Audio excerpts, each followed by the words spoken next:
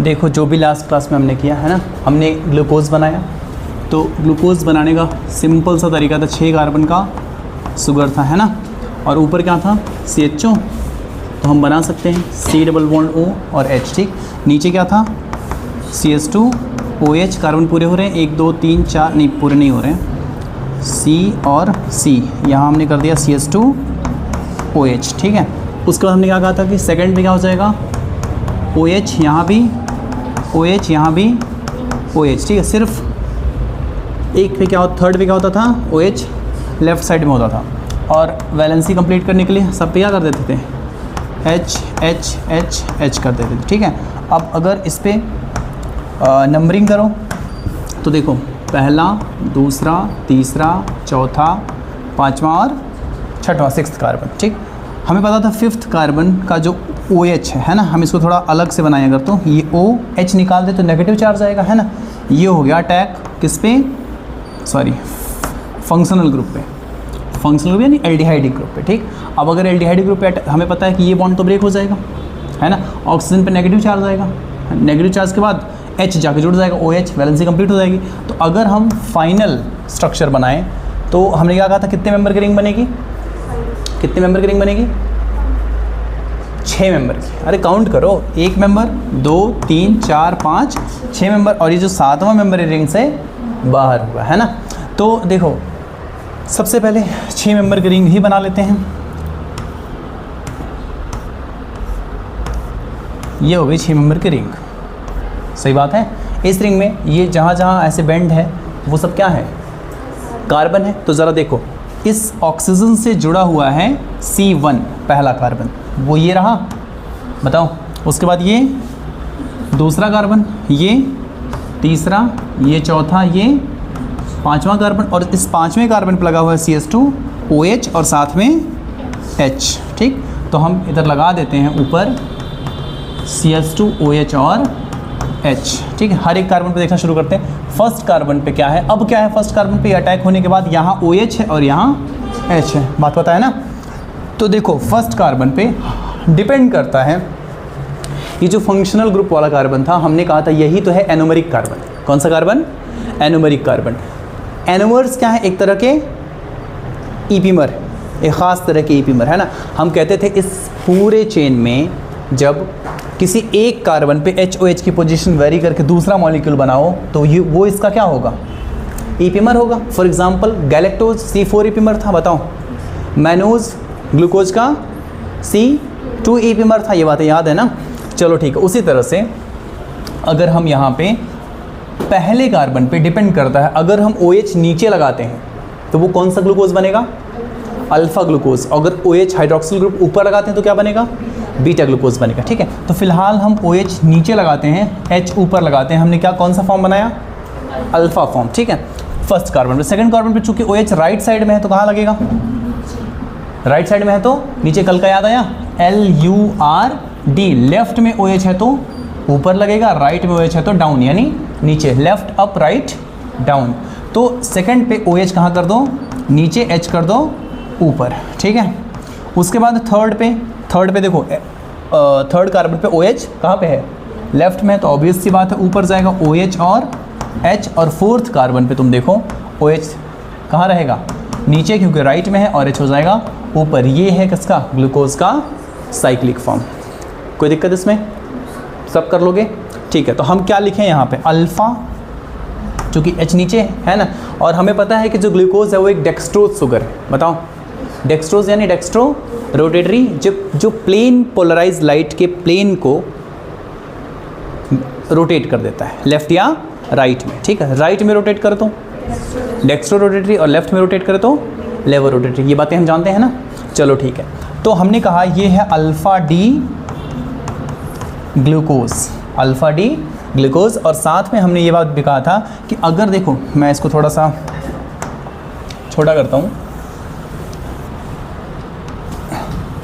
एक बात और हमने कहा था कि अगर यहाँ पे जिस पे अटैक हुआ है वो एल्डिहाइड था, क्या था, एल्डिहाइड, बताओ सही है ना, एल्डिहाइड पे ही तो अटैक हुआ था, एल्डोज शुगर है ना ग्लूकोज, एल्डिहाइड प्लस जिसने अटैक किया था ये कौन सा ग्रुप था, हाइड्रोक्सिल ग्रुप, है ना। तो क्या लिखूँ, हाइड्रोक्सिल ग्रुप यानी अल्कोहल। तो जब एल्डिहाइड अल्कोहल मिल के कोई बॉन्ड बन रहा है तो बॉन्ड कौन सा बनता था, हेमी एसिटल लिंकेज।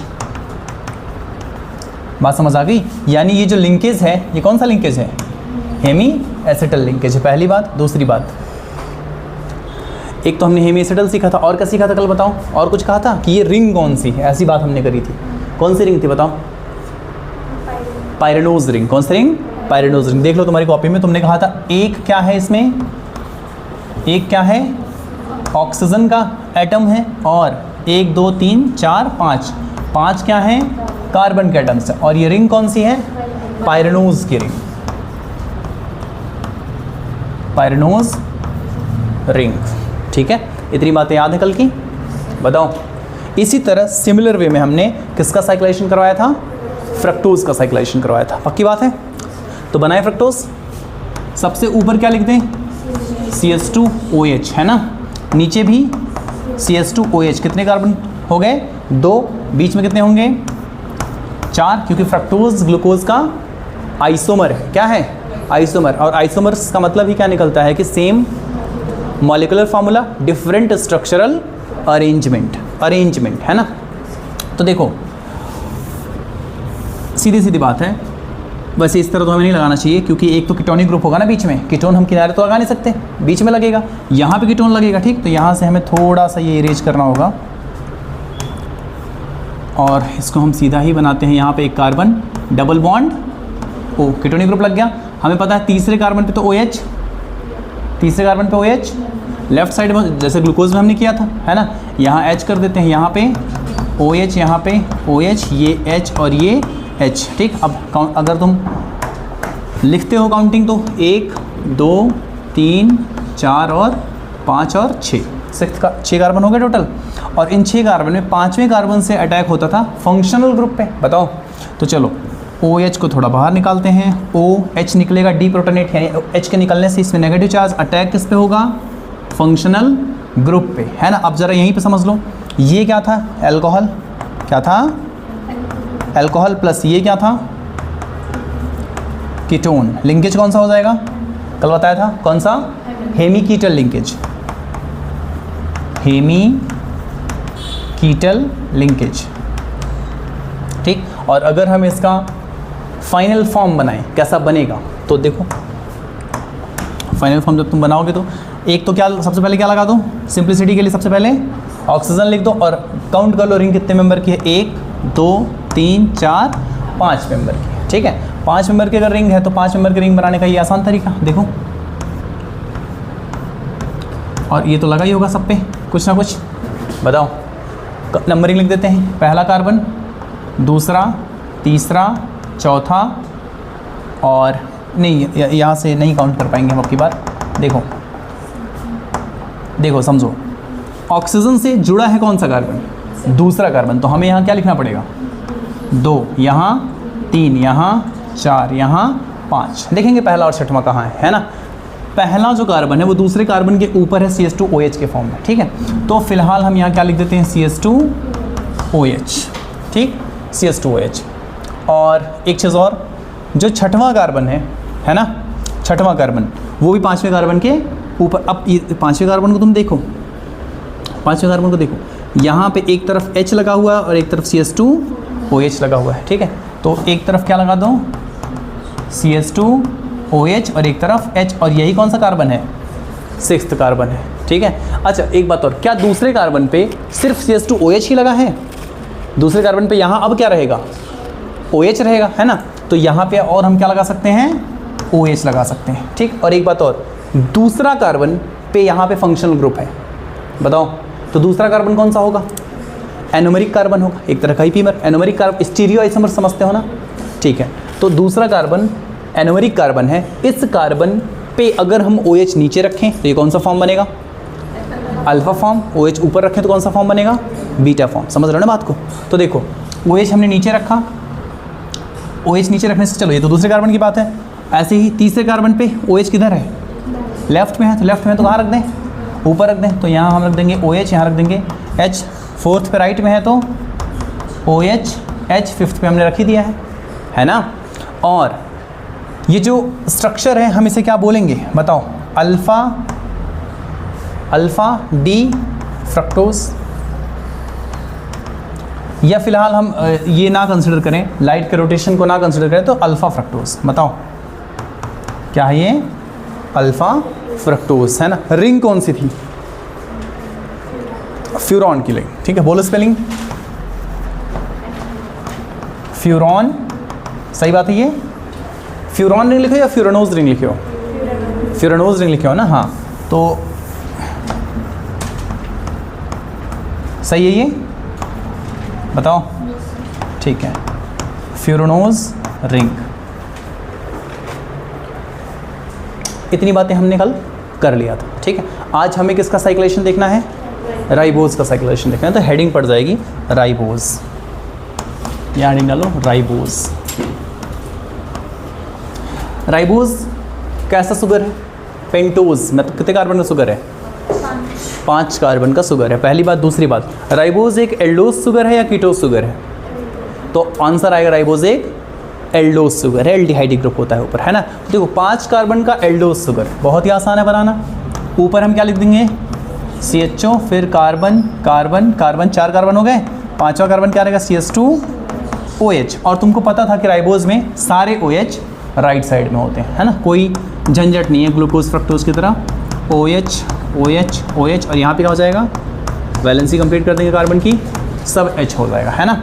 और इसमें अगर हम साइक्लेशन करें तो हमें पता था कार्बन का नंबरिंग लिखते हैं 1 2 3 4 और 5, ठीक है। देखो CHO को अगर थोड़ा एक्सपेंड करके बनाएं तो हम कैसे बना सकते हैं, C डबल बॉन्ड O और H, है ना। और एक बात और, जैसे देखो मैं इधर भी H कर सकता था, है ना। इसका इम्पैक्ट बात मतलब रिप्रेजेंटेशन का तरीका है, ऐसा कुछ नहीं है, बस रिप्रेजेंटेशन का तरीका है। मैं ये कह रहा हूँ ऐसे दिखाया जाएगा, तब मैं इधर OH बनाऊँगा, इधर H बनाऊँगा बाद में जब अटैक हो जाएगा तब, है ना। और अगर मैं इधर डबल बॉन्ड O करूँ, इधर H लिखूँ, तो मैं इधर OH बनाऊँगा, ठीक। अब तुम जान रहे हो कि इस कार्बन पे अगर OH राइट में होगा तो कहाँ जाएगा, नीचे जाएगा, लेफ्ट में होगा तो कहाँ जाएगा, ऊपर जाएगा। तो इस बात पे फाइनल कन्फिगरेशन डिपेंड करेगी, जो तुम साइक्लिक स्ट्रक्चर बनाओगे वो इस बात पे डिपेंड करेगा कि तुमने OH को रखा किधर। बात समझे, ये एनोमेरिक कार्बन है, पहला कार्बन, क्योंकि इसी पे क्या है, फंक्शनल ग्रुप है, ठीक। तो चलो कराते हैं साइक्लेशन। तुमको पता है कि ये नहीं, ये तो 4th था ना। एक बात और, क्या यहाँ 5th कार्बन से होगा, 4th कार्बन से होगा, है ना। तो देखो O नेगेटिव चार्ज H के हटने से इस पे डेल पॉजिटिव आ ही रहा है ना। तो देखो ये बॉन्ड ब्रेक हो जाना है, OH हो जाएगा। ये फाइनल स्ट्रक्चर बना लोगे, बनाओ ज़रा। राइबोज पेंटोज शुगर, कितने मेंबर की रिंग बन रही है, 1 2 3 4 5 मेंबर की, ठीक है। और इस 5 मेंबर की रिंग में एक तो ऑक्सीजन ही है सबसे पहले, उससे जुड़ा हुआ है पहला कार्बन, जिस पे नीचे OH रख देते हैं, ऊपर H रख देते हैं।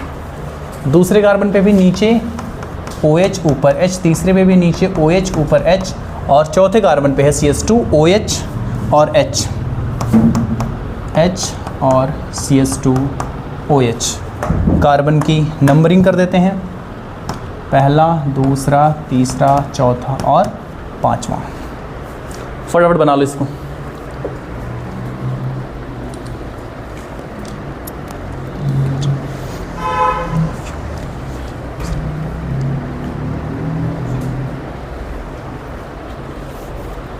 ये भी कौन सी रिंग है, कौन सी रिंग है, फ्यूरानो, देख लो कि तो उसके जैसी फ्रक्टोज के जैसी तो है, फ्यूरानोज रिंग। फ्यूरानोज रिंग का कैरेक्टर क्या हो जाएगा कि एक क्या है, ऑक्सीजन है, और 1 2 3 4 क्या है, कार्बन है रिंग में, है ना। और एक बात और, लिंकेज कौन सा है बताना ज़रा, ये लिंकेज कौन सा है, hemi aldehyde plus alcohol linkage कौन सा हो जाएगा, हेमी एसिटल लिंकेज हो जाएगा, ठीक है।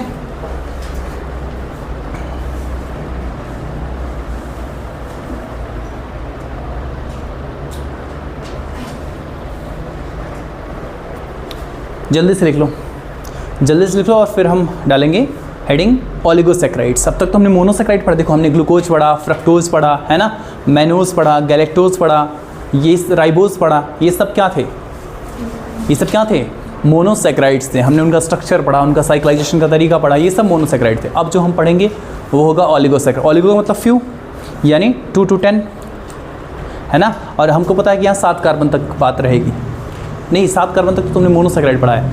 यहाँ पे हम सुक्रोज पढ़ेंगे, है ना, और 1-2 और ट्रीहेलोज पढ़ेंगे, 1-2 और डाइसैकेराइड्स पढ़ेंगे, ठीक है।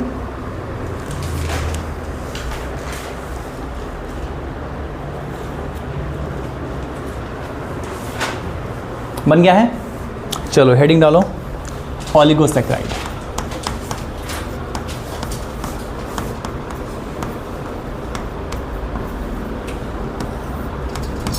Oligosaccharides,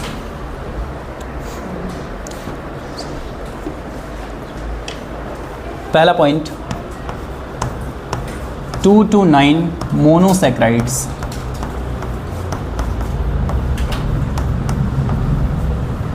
to to 9 monosaccharides formed by glycosidic bond.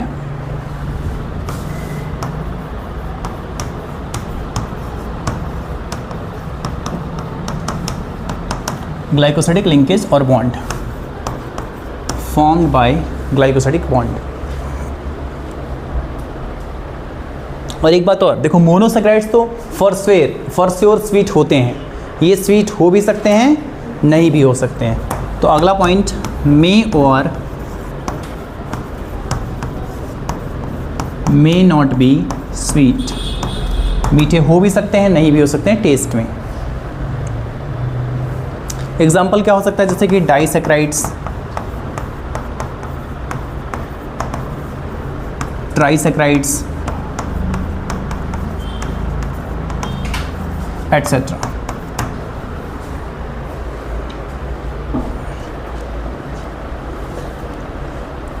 हो गया।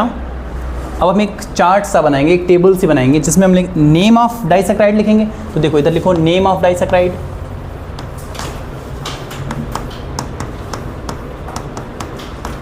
ये टेबल है जिसमें है नेम ऑफ डाइसैकेराइड, ये पहला कॉलम है नेम ऑफ डाइसैकेराइड। और उधर हम लिखेंगे कि वो किन मोनोसैकेराइड यूनिट से बना हुआ है ना। तो दूसरा बन जाएगा मोनोसैकेराइड यूनिट्स, उसकी कौन कौन सी मोनोसैकेराइड यूनिट है, मोनोसैकेराइड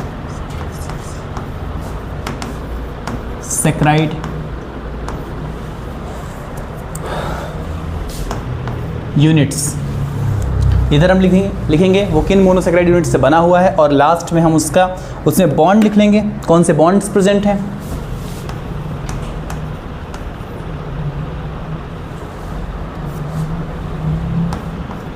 बॉन्ड्स, और सबसे लास्ट में जाहिर बात है हम फंक्शन या यूज लिख लेंगे,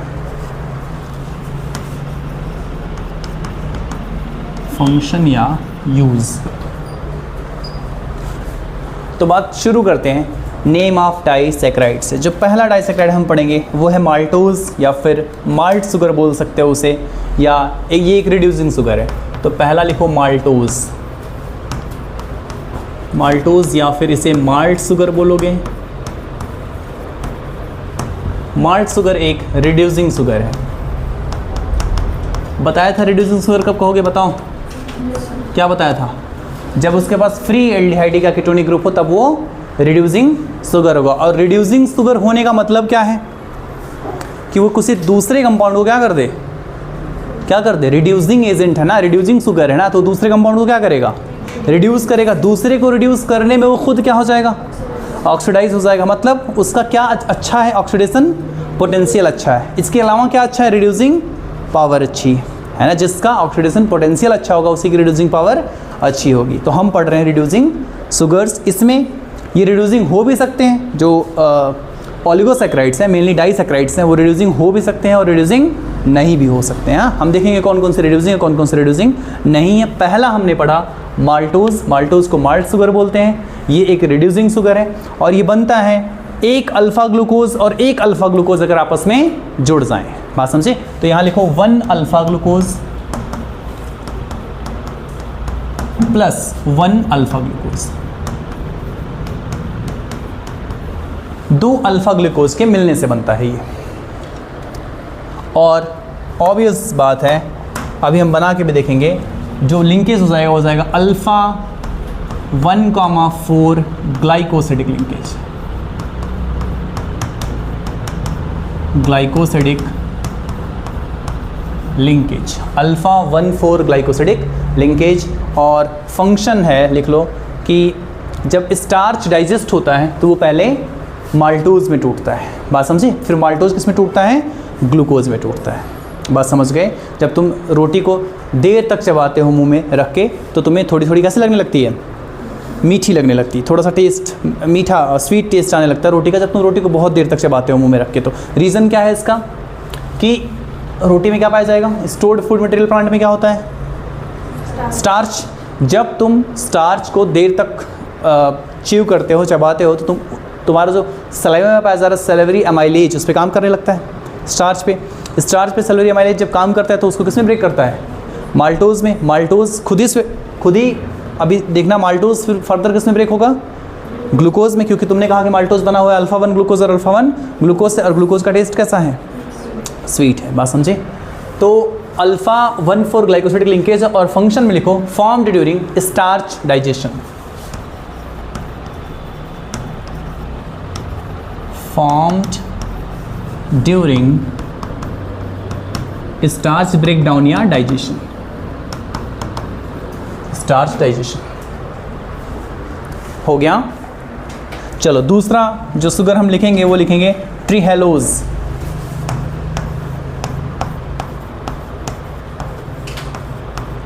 ट्रीहेलोज, ट्रीहेलोज के लिए लिखो, ये देखो ट्रीहेलोज के बारे में ध्यान रखना, 2 ही शुगर्स हैं जो नॉन रिड्यूसिंग हैं, ठीक, एक ट्रीहेलोज दूसरा सुक्रोज, TS याद कर लो, TS, T से क्या है ट्रीहेलोज और S से क्या है सुक्रोज। तो हमने क्या कहा, 2 ही डाइसैक्राइड्स हैं जो क्या हैं, नॉन रिड्यूसिंग है। पहले डाइसैक्राइड ट्रीहेलोज अभी लिखा है, दूसरे डाइसैक्राइड सुक्रोज। ये बात याद रखोगे, सुक्रोज टूटेगा तो ग्लूकोज और फ्रक्टोज में ब्रेक होगा, अभी हम आगे लिखेंगे इस बात को।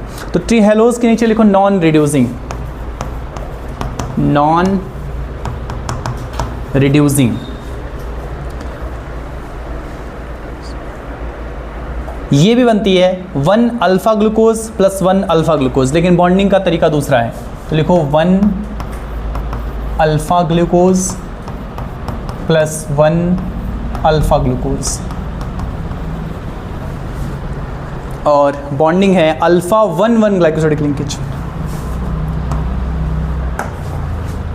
Alpha 1,1 glycosidic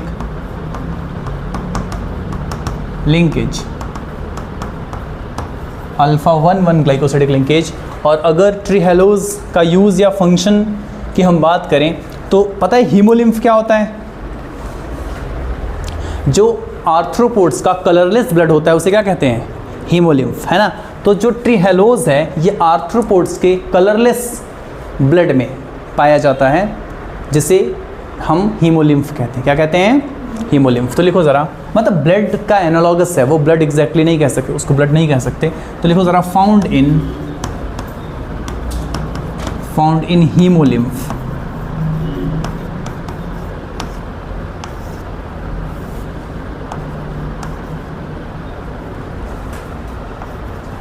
found in haemolymph.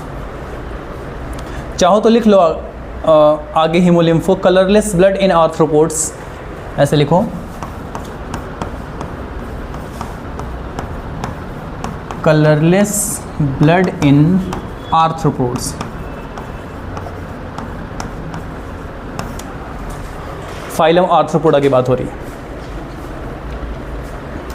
अगला जो शुगर है वो है लैक्टोज।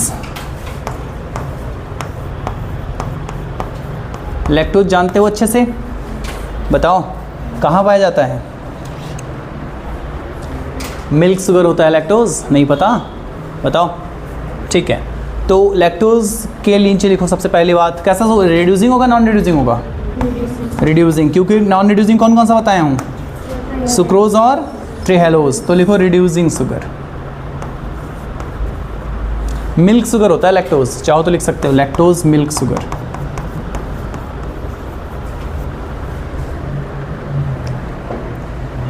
लैक्टोज है मिल्क शुगर। ठीक, कैसे बनता है तुम पहले से जानते हो, ग्लूकोज और गैलेक्टोज मिलके क्या बनाते हैं, लैक्टोज। यानी लैक्टोज जब ब्रेक होगा तो टूट जाएगा ग्लूकोज और गैलेक्टोज में। ठीक है, तो लिख लो 1 beta galactose plus 1 beta glucose, 1 beta galactose plus 1 beta glucose से बनता है लैक्टोज। एक बात और, अल्फा और बीटा का मतलब समझ रहे हो ना। अल्फा मतलब एनोमेरिक कार्बन पे OH डाउन होगा और बीटा मतलब एनोमेरिक कार्बन पे OH ऊपर होगा। ठीक है, 1 beta galactose plus 1 beta glucose और लिंकेज लिख लो beta 1,4 glycosidic bond, beta 1,4 glycosidic bond.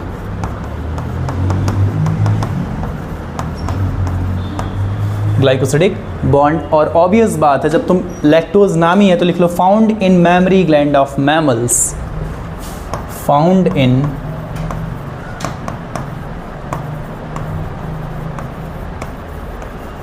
Memory gland of mammals. लिखना तो ज़रूरी भी नहीं है क्योंकि मैमरी ग्लैंड पाई ही मैमल्स में जाती है। बात समझ गया ना, फाउंड इन मैमरी ग्लैंड। लिख चुके इतनी बात। चलो, तो सबसे अब तक तुम कितने लिख चुके हो, 3 लिख चुके हो। कौन कौन सा, माल्टोज पहला, दूसरा ट्रीहेलोज और तीसरा लैक्टोज। ठीक है, क्या है भाई ये, अच्छा हुआ है सेलेक्ट। ठीक है, इसको थोड़ा कर लेते हैं छोटा और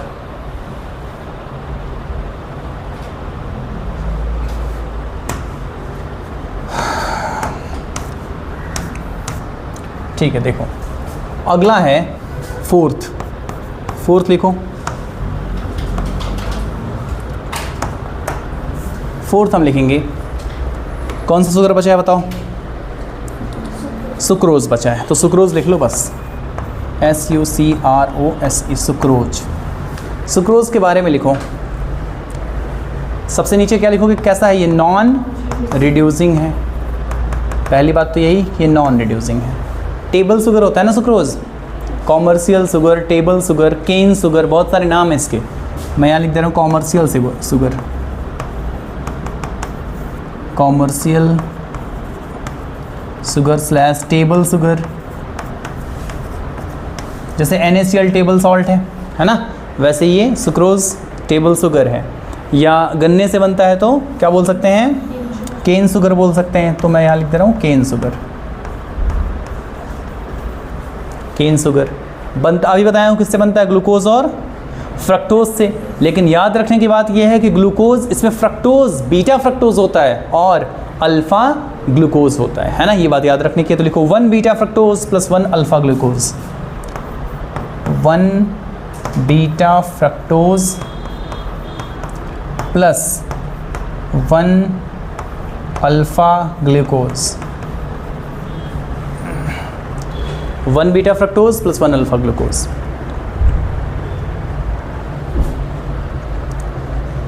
लिंकेज कैसा हो जाएगा, beta 2 alpha 1 glycosidic linkage, beta 2 alpha 1 glycosidic bond या फिर लिंकेज।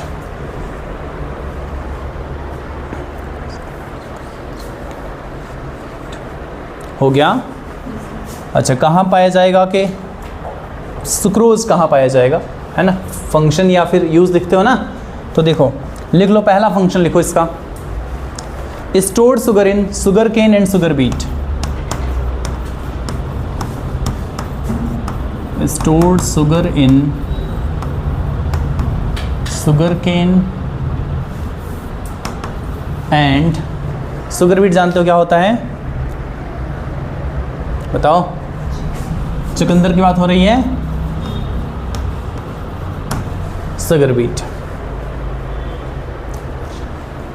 अगला point, transport sugar in phloem of plants, अगला इसी का function, transport sugar in phloem of plants, और तीसरा इसी का फंक्शन लिखो, तीसरा नहीं, ट्रांसपोर्ट शुगर के नीचे से को एक्सप्लेन कर लो कि यही क्यों ट्रांसपोर्ट शुगर होता है। लिखो easy transport due to non reducing nature, easy transport due to non reducing nature.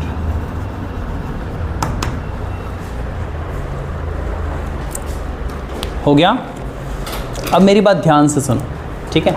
कोई ऑक्सीडाइजिंग एजेंट हो चाहे कोई रिड्यूसिंग एजेंट हो, ओवरऑल है तो वो रिएक्टिव। क्या है वो? रिएक्टिव, है ना। इस बात को ध्यान से समझना। पौधा ग्लूकोज बनाता है, ग्लूकोज एनर्जी के लिए, एनर्जी प्रोडक्शन के लिए, एनर्जी जनरेशन के लिए, तो चलो ग्लूकोज अच्छी चीज़ है, बेस्ट है ना, आसानी से इस्तेमाल किया जा सकता है। लेकिन अगर ट्रांसपोर्ट करना है तो क्या ग्लूकोज का ट्रांसपोर्ट एफिशिएंट हो सकता है? बगैर प्रॉब्लम के हो सकता है? आंसर है नहीं। क्यों नहीं हो सकता? क्योंकि ग्लूकोज कैसा शुगर है? एक रिड्यूसिंग शुगर है, एक मोनोसैकेराइड है, एल्डोज शुगर है, रिड्यूसिंग शुगर है, क्योंकि फ्री एल्डिहाइड ग्रुप है उसके पास। बात समझ रहे हो? ग्लूकोज को ट्रांसपोर्ट करते समय वो बहुत सारी चीज़ों से रिएक्ट कर सकता है। बात समझे? कुछ कुछ और अननेसेसरी कंपाउंड्स बन सकते हैं पौधों में।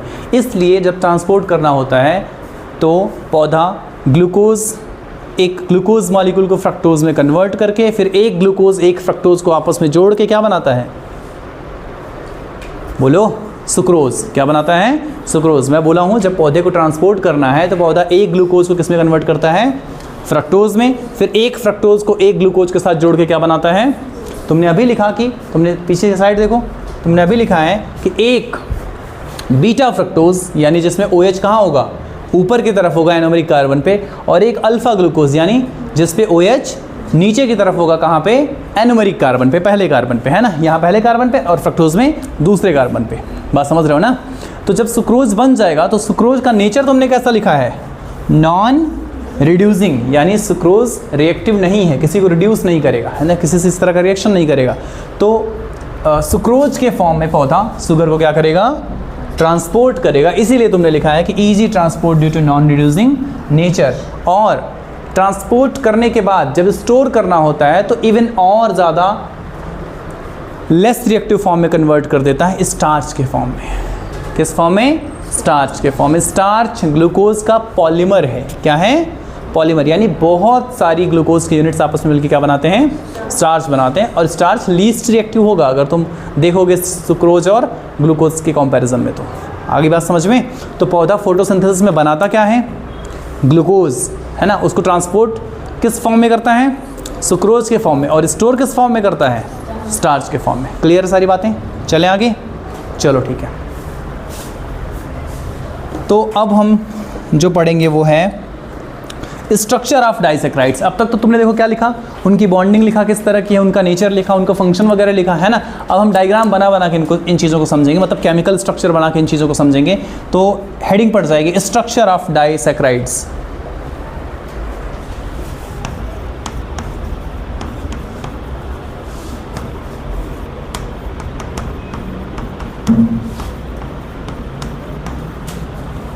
Structure of डाइसैक्राइड्स।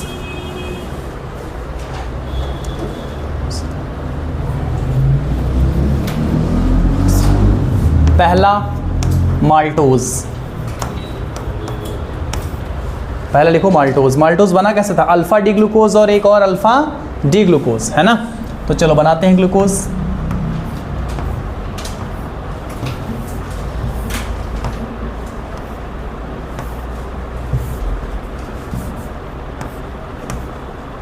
क्या ये ग्लूकोज मॉलिक्यूल है? बोलो। ठीक, अल्फ़ा का मतलब OH कहाँ रखूँ? पहले कार्बन पे नीचे रख देते हैं, यहाँ H रखते हैं, है ना। दूसरे पे तो OH नीचे ही होता है, H ऊपर होता है। तीसरे पे OH ऊपर होता है, H नीचे। चौथे पे OH नीचे होता है, और ऊपर क्या होता है? सॉरी, H और CH2OH होता है। सही बात है। ये है अल्फ़ा डी ग्लूकोज या नहीं है? बताओ। अच्छा, एक कार्बन छोड़ ही दिया हूँ मैं तो, देखो तुम लोग भी नहीं बता रहे हो। अरे ये तो अभी चौथा ही था। पहला, इधर देखो, पहला, दूसरा, तीसरा और चौथा, तो यहाँ तो क्या रखूँ OH और H, और यहाँ क्या रखूँ H और CH2OH, है ना। वो तो काउंटिंग पे पता चल रहा है, पूरा ही नहीं हो रहा।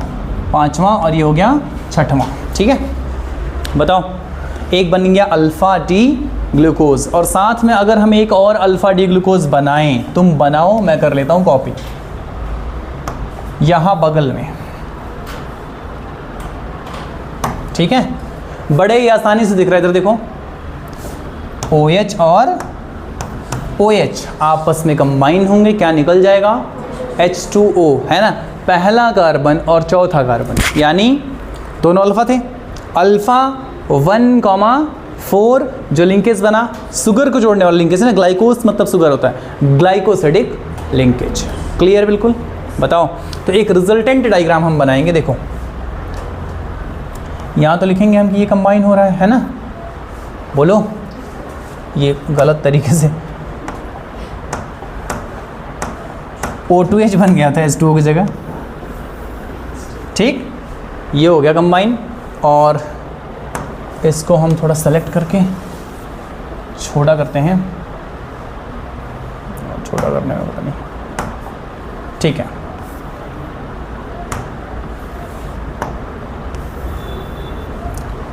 और रिजल्टेंट स्ट्रक्चर जो हम ड्रॉ करेंगे, इधर कर दे रहा हूँ ना मैं, इधर कर देता हूँ।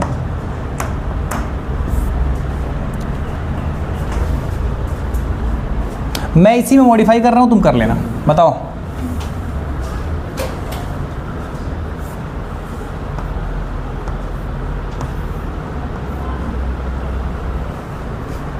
ठीक है, यही तो बनेगा। बताओ, और लिख लो नीचे alpha 1,4 glycosidic linkage.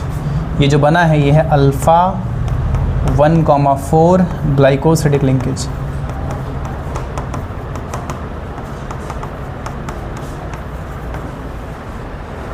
Alpha 1,4 glycosidic linkage. यहाँ नीचे लिख लो ये अल्फ़ा डी ग्लूकोज है, अल्फ़ा डी ग्लूकोज, और ये वाला भी अल्फ़ा डी ग्लूकोज है। डी मतलब dextro rotatory, alpha D glucose.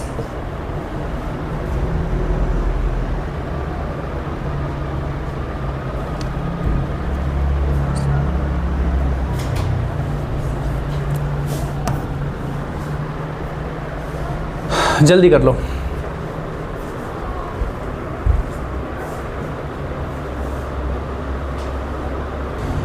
अगला जो स्ट्रक्चर हम बनाएंगे वो किसका होगा, किसका, ट्रीहेलोज का, है ना। याद करो उधर क्या पढ़े हो, हाँ, तो इधर डालो दूसरा ट्रीहेलोज।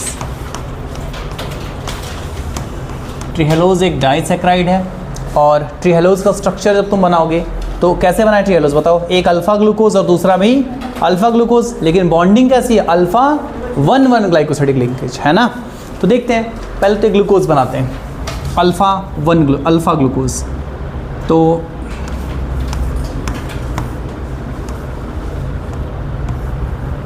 अल्फ़ा का मतलब यहाँ OH कहाँ रहेगा, नीचे रहेगा, H ऊपर रहेगा। OH H और यहाँ पे OH H और यहाँ H CH2OH, ठीक है। इसके बगल में जो दूसरा ग्लूकोज हमें बनाना है वो इस तरह से बनाना है कि इसके पहले कार्बन के सामने उसका भी पहला ही कार्बन। हमारी बात समझ में, बताओ, ठीक है।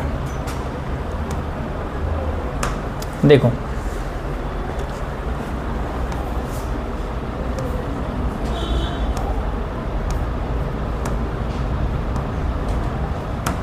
देखो अब ज़रा इसके सामने बनाते हैं। O को ऐसा रखते हैं ना, O को इधर रखते हैं।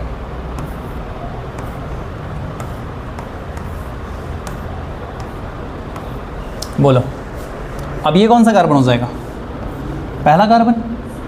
फर्स्ट कार्बन पे क्या दोनों अल्फ़ा था, क्या ट्रीहेलोज में दोनों अल्फ़ा था, तो OH कहाँ रखें, नीचे रख देते हैं, H ऊपर रख देते हैं। ये पहला कार्बन है, ये कौन सा कार्बन है, दूसरा। दूसरे कार्बन में बताओ क्या होता है, ये पहला कार्बन, ये दूसरा। दूसरे पे OH होता है नीचे और H होता है ऊपर। तीसरे पे OH ऊपर और H नीचे। फोर्थ कार्बन पे OH नीचे H ऊपर और फिफ्थ कार्बन पे नीचे H ऊपर CH2OH, यानी ये सिक्स्थ कार्बन। आगे बात समझ में? इधर भी हम नंबरिंग कर सकते हैं, पहला, दूसरा, तीसरा, चौथा, पांचवा और छठवां कार्बन। ये पहला है, ये दूसरा है, ये पहला कार्बन, ये दूसरा, ये तीसरा, ये चौथा, ये पांचवा और ये छठवां कार्बन। रिंग कौन सी है? ये 6 कार्बन की रिंग है। हेट्रोजेनस होमोसाइक्लिक या हेट्रोसाइक्लिक रिंग है? कैसी रिंग है ये? हेट्रोसाइक्लिक है, क्योंकि सेम मेंबर तो है नहीं, सारा तो कार्बन है नहीं, है ना, या एक ही एलिमेंट तो है नहीं सारा का सारा। ऑक्सीजन भी है रिंग में और कार्बन भी है रिंग में, तो हेट्रोसाइक्लिक रिंग हुई।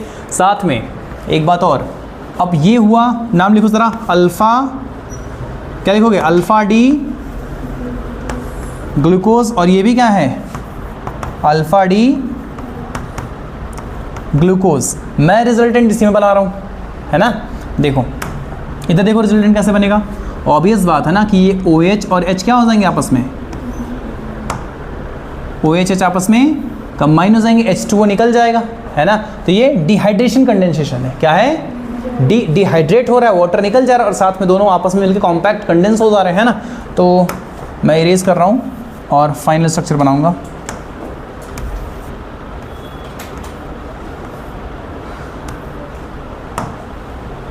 H दोनों लगे रहने दो, यहाँ पे O और यहाँ पे ऐसे O, ठीक है। नाम क्या लिखूँ बताओ ज़रा? अल्फ़ा 1,1 ग्लाइकोसिडिक लिंकेज, सही बात होगी ये। तो लिखता हूँ अल्फ़ा 1,1 ग्लाइकोसिडिक बॉन्ड या फिर लिंकेज, जो भी मर्जी है लिख लो। अल्फ़ा 1,1 ग्लाइकोसिडिक लिंकेज, ये बन गया है ट्रीहेलोज।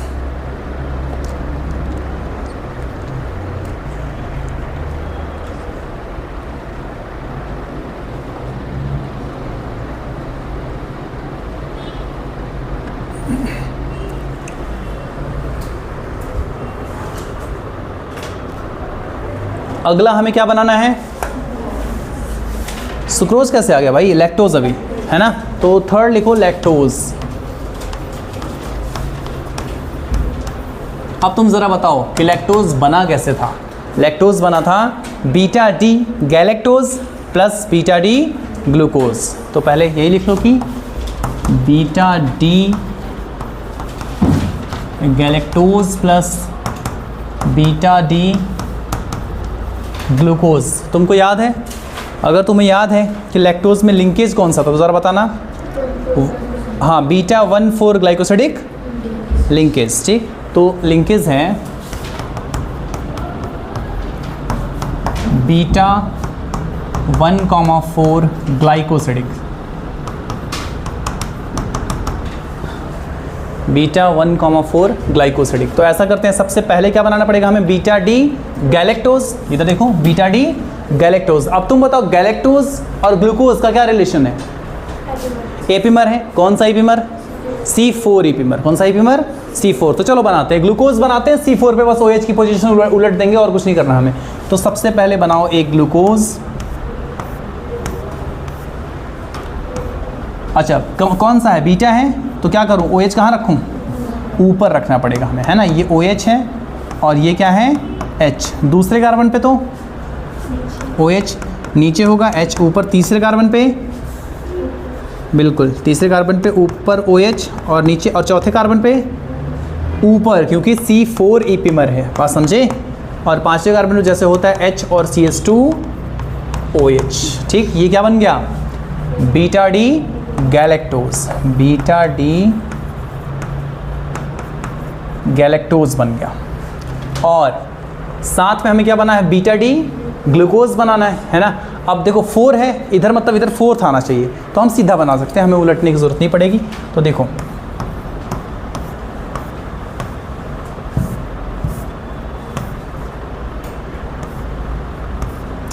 फोर्थ कार्बन पे ग्लूकोज है, तो यहाँ क्या होगा? नीचे OH ऊपर, H थर्ड कार्बन पे ऊपर, OH नीचे, H थर्ड कार्बन पे नीचे, OH ऊपर, H, और फोर्थ पे बीटा है तो कहाँ रखूँ बताओ? बीटा है तो ऊपर रख दूँ OH, और यही तो एनोमेरिक कार्बन है।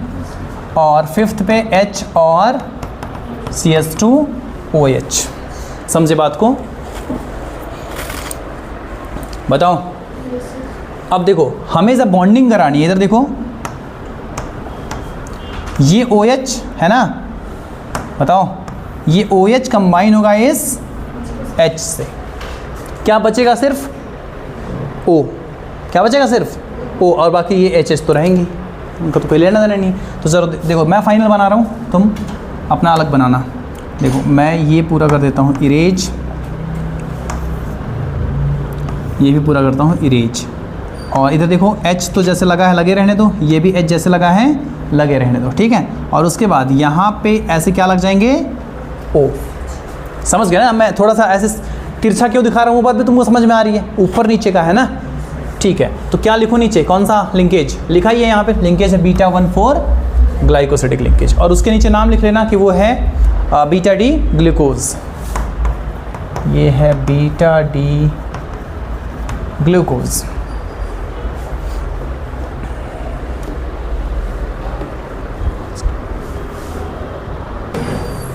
तो अब हम बात करेंगे सुक्रोज की।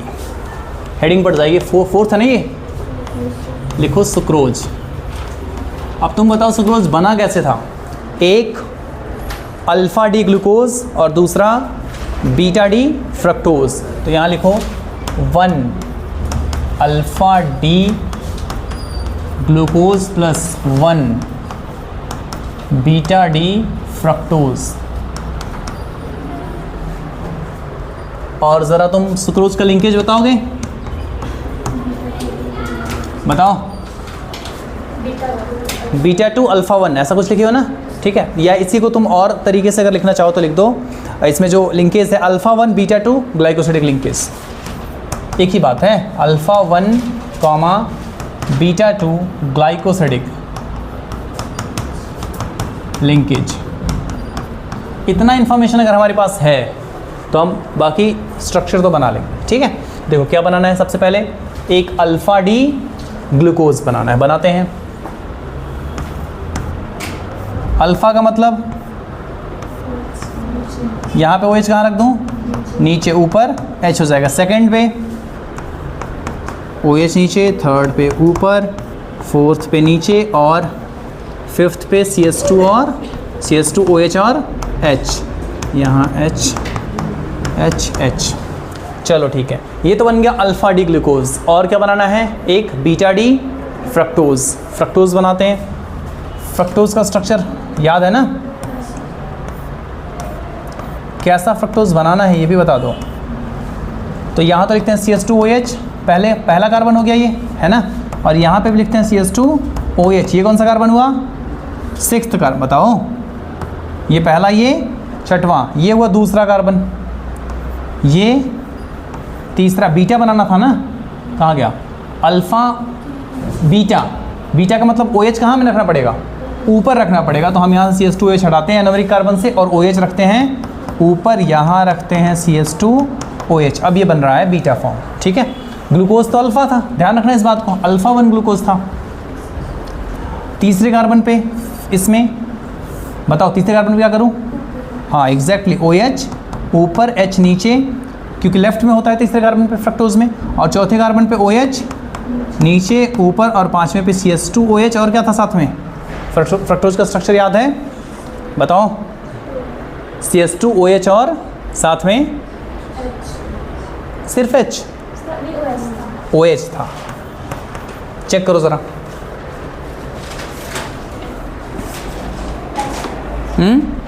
सिर्फ H है भाई, सिर्फ H करोगे तो बॉन्डिंग कैसे कराओगे? ये बताओ, सिर्फ H लिखोगे तो बॉन्डिंग कैसे कराओगे? एक बार वापस से चेक करो फ्रक्टोज का स्ट्रक्चर। दिक्कत ये हो रही है ना कि हमें ये स्ट्रक्चर मिरर इमेज की तरह उलटना पड़ेगा ना, लिटरली इन्वर्ट करना पड़ेगा। इधर देखो, ये तो चलो सही है, ये फ्रक्टोज का स्ट्रक्चर सही है, ठीक। लेकिन बात ये है कि इस कार्बन से क्या होनी है? बॉन्डिंग होनी है, इस कार्बन से बॉन्डिंग होनी है। तो हमें ये स्ट्रक्चर ऐसे बनाना पड़ेगा। बात समझ? लेटरल इन्वर्जन समझते हैं ना, ऐसे। हाँ, तो लेटरली इन्वर्ट करना पड़ेगा ये। तो लेटरल इन्वर्जन तो हम मिटा ही देते हैं, ठीक है। देखो दोबारा बनाते हैं, तुम बना चुके थे, चलो कोई बात नहीं। तुम कुछ कुछ नेसेसरी चेंजेस कर लेना, क्या हो गया।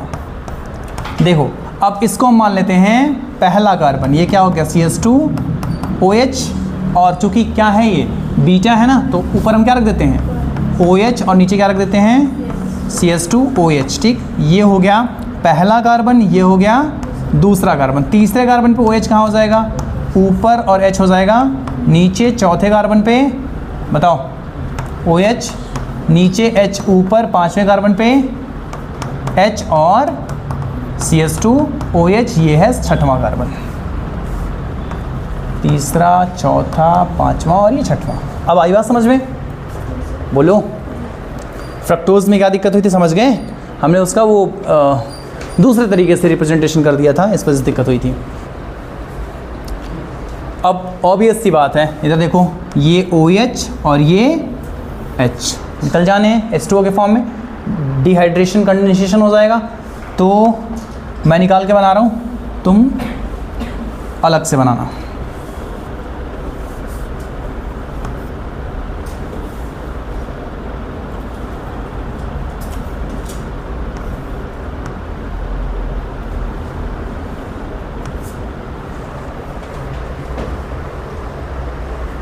और ये लिंकेज कौन सा हुआ, α1 β2 ग्लाइकोसिडिक लिंकेज। इसको लिख लो, ये क्या है और वो क्या है। इसको लिखो, ये है α1 अल्फा ग्लूकोज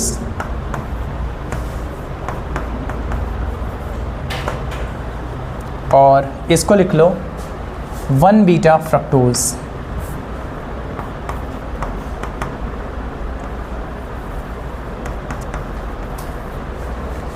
ये सिर्फ बीटा फ्रक्टोज लिख लो, 1 का मतलब नंबर में 1 है, 1 लिखना ज़रूरी नहीं है।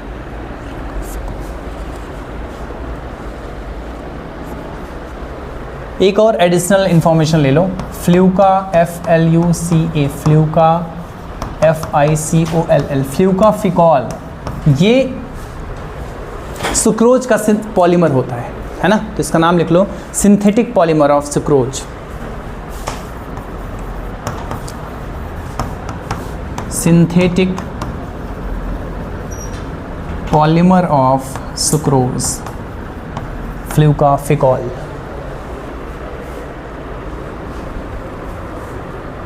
लिख चुके। तो आज हमने मोनोसैक्राइड्स सारे बनाए, उनका साइक्लाइजेशन करवाया, चाहे वो ग्लूकोज हो, गैलेक्टोज हो, है ना, राइबोज हो, फ्रक्टोज हो, सारे मोनोसैक्राइड्स। उसके बाद हमने सारे डाइसैक्राइड्स बनाए, उनकी बॉन्डिंग देखी किस तरह की है, और उनका कॉन्स्टिट्यूएंट की किन किन चीज़ों से, किन किन मोनोसैक्राइड से वो बने हुए हैं, है ना। पहला जो डाइसैक्राइड हमने देखा वो क्या था, माल्टोज, दूसरा ट्रीहेलोज, तीसरा लैक्टोज और चौथा सुक्रोज। ठीक है, जिसमें से ट्रीहेलोज और सुक्रोज दोनों क्या थे, नॉन रिड्यूसिंग थे, बाकी सारे रिड्यूसिंग थे। ठीक है, और डाइसैक्राइड के बारे में हमने कहा कि स्वीट इन टेस्ट हो भी सकते हैं, नहीं भी हो सकते हैं। ठीक है, इसके बाद जो हमारी नेक्स्ट क्लास होगी उसमें हम कुछ ट्राइसैक्राइड्स की बात करेंगे, कुछ टेट्रासैक्राइड्स की बात करेंगे, और फिर उसके बाद हम स्वीटनेस इंडेक्स की बात करेंगे, है ना, कि कौन सी शुगर कितनी स्वीट होती है, और स्वीटनेस का स्टैंडर्डाइजेशन क्या है, किसको हम 1 स्वीटनेस मानते हैं। स्टैंडर्डाइज करके हमने 1 स्वीटनेस बोला। फ्रक्टोज को हम बोलते हैं कि इसकी स्वीटनेस, इसका स्वीटनेस इंडेक्स 1 है। बात समझे, और उसी से हम बाकियों को कंपेयर करेंगे। हम किसी चीज़ को स्टैंडर्डाइज क्यों करते हैं, जब हमें उसी की तुलना में बाकियों को कंपेयर करना हो। बात समझ गए, चलो ठीक है, बाकी नेक्स्ट क्लास में करेंगे।